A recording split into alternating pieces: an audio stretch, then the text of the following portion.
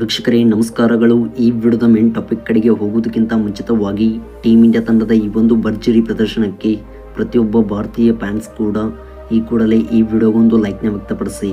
ಹೌದು ವೀಕ್ಷಕರೇ, ನೀವು ಮಾಡುವ ಪ್ರತಿಯೊಂದು ಲೈಕ್ಸ್ನಿಂದ ನಮ್ಮ ಭಾರತ ತಂಡದ ಆಟಗಾರರಿಗೆ ಮೋಟಿವೇಶನ್ ಸಿಗುತ್ತದೆ. ಇನ್ನು ವೀಕ್ಷಕರೇ, ಇದೇ ರೀತಿ ಸ್ಪೋರ್ಟ್ಸ್ ಮಾಹಿತಿಗಾಗಿ ನಮ್ಮ ಚಾನಲ್ನ ಸಬ್ಸ್ಕ್ರೈಬ್ ಮಾಡಿಕೊಳ್ಳಿ. ಹಾಗೆ ವೀಕ್ಷಕರೇ, ಪ್ರತಿಯೊಬ್ಬ ಭಾರತೀಯ ಫ್ಯಾನ್ಸ್ ಕೂಡ ದಯವಿಟ್ಟು ಕಾಮೆಂಟ್ ಬಾಕ್ಸಲ್ಲಿ T20 ವರ್ಲ್ಡ್ ಕಪ್ ವಿನ್ನರ್ ಎಂದು ಟೈಪ್ನ ಮಾಡಿ ನಿಮ್ಮ ಅತ್ಯಮೂಲ್ಯವಾದ ಕಾಮೆಂಟ್ಸ್ಗಳನ್ನು ತಿಳಿಸಿ. ಇನ್ನು ವೀಕ್ಷಕರೇ, ಈ ವಿಡಿಯೋದ ಮೇನ್ ಟಾಪಿಕ್ ಕಡೆಗೆ ಬರುವುದಾದರೆ, ಇಂದು ನಡೆದ ರೋಚಕ ಫೈನಲ್ ಪಂದ್ಯದಲ್ಲಿ ದೊಡ್ಡ ಜಗಳ ನಡೆಯಿತು.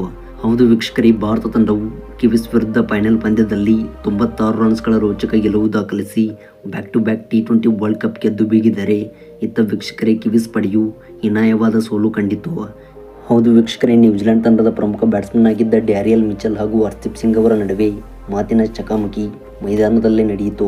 ಇನ್ನು ವೀಕ್ಷಕರೇ, ಈ ಒಂದು ಮಾತಿನ ಚಕಮಕಿಯನ್ನು ಸೂರ್ಯಕುಮಾರ್ ಯಾದವ್ ಹಾಗೂ ಅಂಪೈರ್ಸ್ಗಳು ಕೂಡಿ ಅಲ್ಲಿಗೆ ನಿಲ್ಲಿಸಿದರು.